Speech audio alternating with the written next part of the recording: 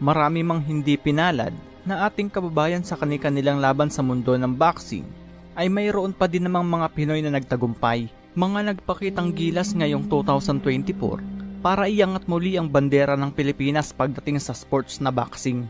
Tulad na lamang ni Dave Apolinario kontra Thanes Ongjunta ng Bangkok, Thailand, kung saan winasak at pinabagsak ng ating kababayan ng kalaban sa pang-apat na round ng kanilang sagupaan.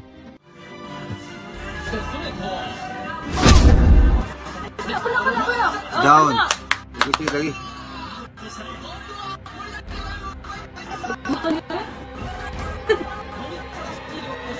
Terus dugol na muna na eh. Hindi ni ka humanay.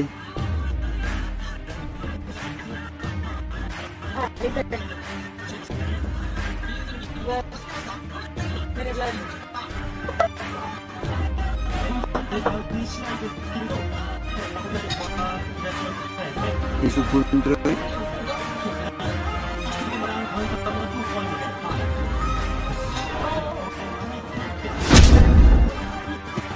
Wala, tunggansad. Ibusok. Jangan kebarug.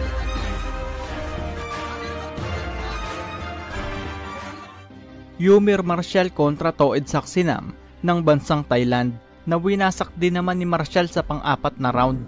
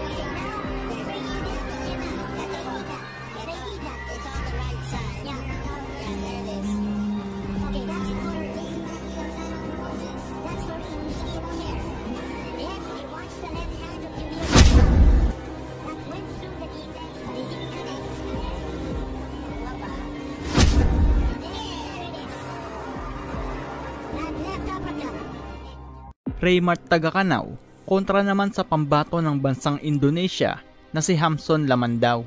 Dito ay isang matinding bakbakan ng naganap bago pa man tapusin ng ating pambato ang kalaban sa pang-anim na round ng kanilang bakbakan.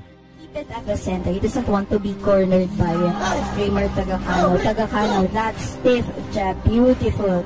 Another facet for Tagakanaw. Now he's a counter-punching boxer. From a brawler standpoint kanina, he's now trying to make Lamandaw commit mistake. Certainly, he's inching forward. Overhand by Tagakanaw that landed, if I'm not mistaken, on the temple of I think that's right overhand, partner, if I'm not mistaken. Right overhand. Whatever he's talked about. Sa pang-anim na round nga mga idol, ay hindi umubra ang lakas ng Indonesian boxer sa ating kababayan, kung saan ay brutal na winasak ng Pinoy si Hamson Lamandaw sa pang-anim na round ng kanilang sagupaan via technical knockout at nakuha ang WBA Asia Pacific Super Flyweight title. Asia Super Flyweight Champion from Napo, Karkar City, Cebu, Raymart the Birhel Vitor kontra Tyson Kim ng bansang South Korea. Dito ay pinabagsak ng ating kababayan ng kalaban sa pang-pitong round ng kanilang sagupaan. I mean, speed is power, partner. So it doesn't mean na hindi bumabaw yung suntok, hindi yun malakas. Alam mo, partner, if you could see the face of the protagonist, finish him!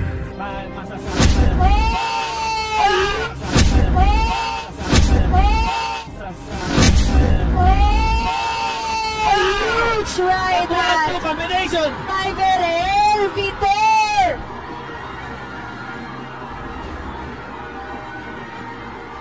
Wow!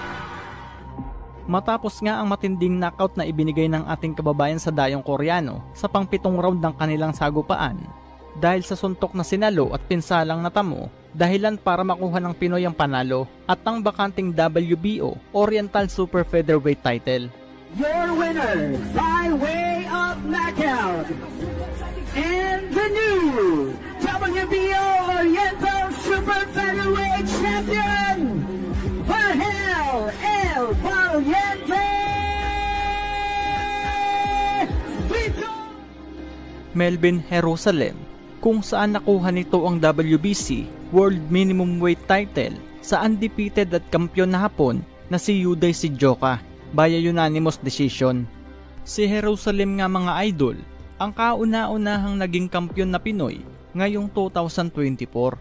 Ito nga po ay naganap sa International Conference Hall sa Nagoya, Japan.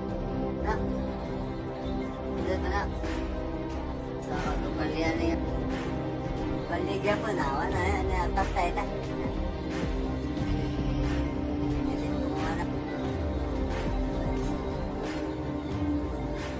Lala, rugi. Rugi. Ala, rugi tiyan. Ala, sisiyan. Ala.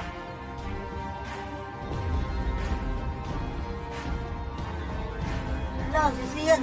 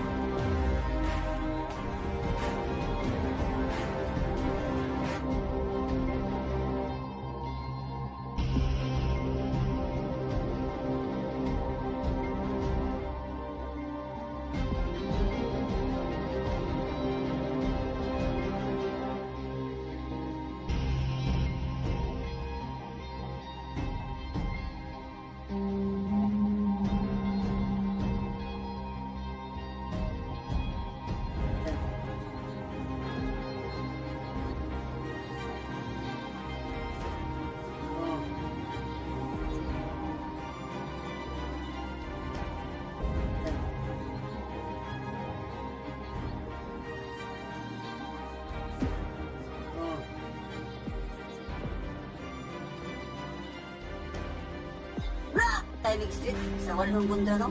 Iti ang kalaban. Iti kalaban niya. Magaling. No? Maayos siya. Taas pa ka na mo.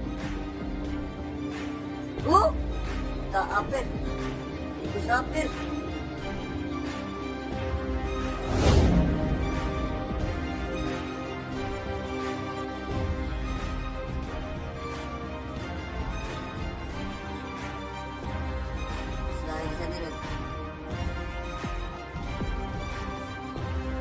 Jerusalem. Ngayon. Igusto ang mata mo pag oh.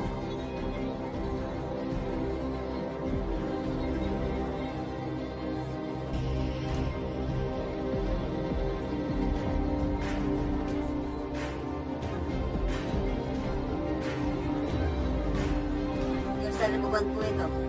Ito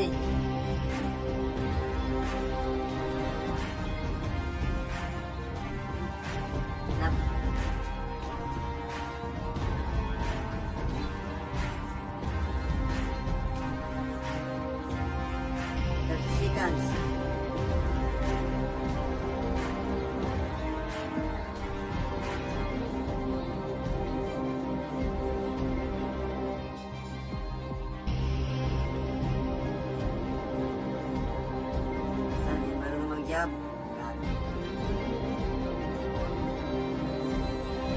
Atau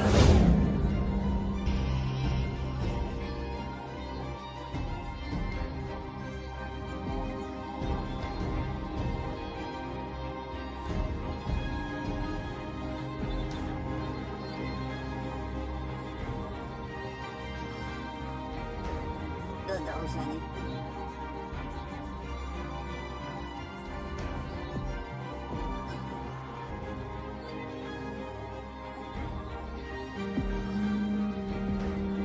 Tak usah ni.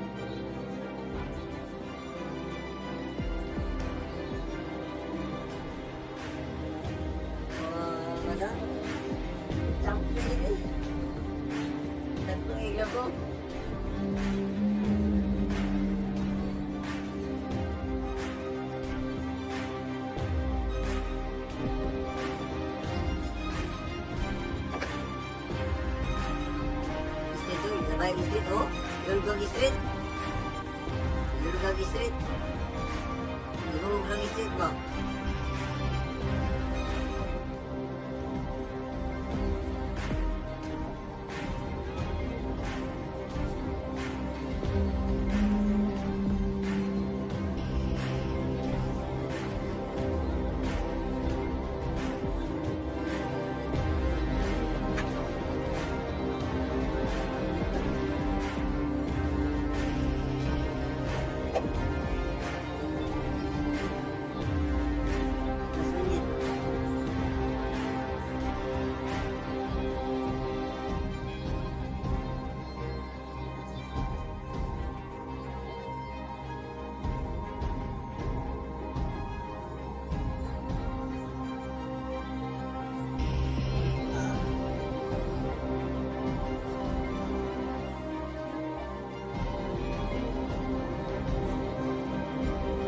Dah. 10 seconds. Dah. Jerusalem, 2 points Davao. 114, 112. Malcolm Denda. Jisang. 1 point Davao. 114, 113.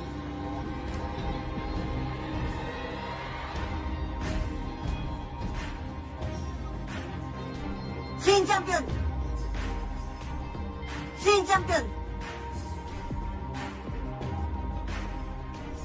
Sin champion! No, Sin champion!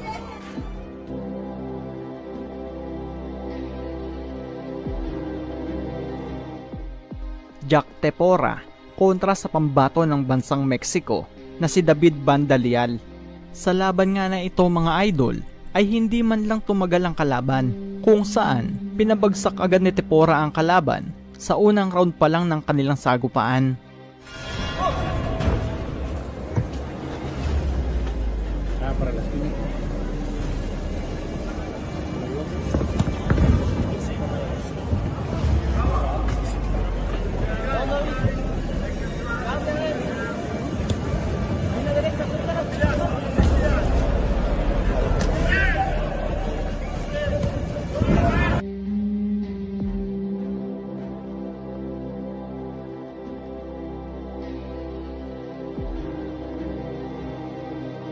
At Reggie Suganov kontra naman sa Hapon na si Kai Ishizawa, kung saan naman idedepensa ng ating kababayan ang hawak nitong WBO Global Light Flyweight title. Matinding bakbakan ang naganap dito mga idol, hanggang sa umabot nga ng pang-8 round ang kanilang laban. Ishizawa got staggered there by the left hook coming from Suganov, and another one. Ishizawa is down.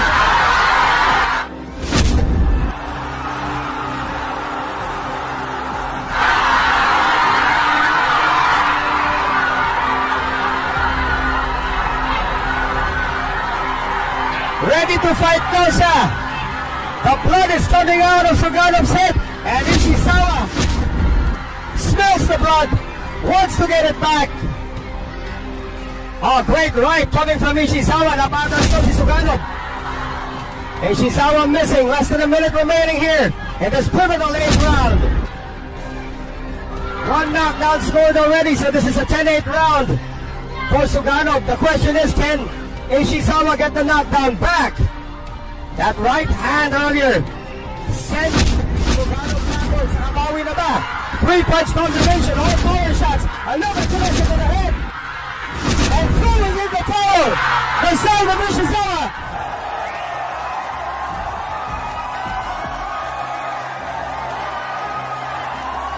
Corner of Kai Ishizawa threw in the towel after the late barrage coming from Reggie Suganov. Dito ay talaga namang matinding pinsala at ospital pa nga ang inabot ng kalaban, at matagumpay na naidepensa ng ating kababayan ang hawak nitong titulo. Iilan lamang sila sa mga Pinoy nating boksingero na matagumpay na naipanalo ang kanilang bawat laban. Mga patuloy pa na lumalakas at nagbibigay karangalan sa bansang ating sinilangan. Sino sa mga boksingerong ito mga idol ang napupusuan nyo at may mas maganda pang hinaharap sa mundo ng boxing? Paki-comment naman po ang inyong opinion. Maraming salamat po at God bless.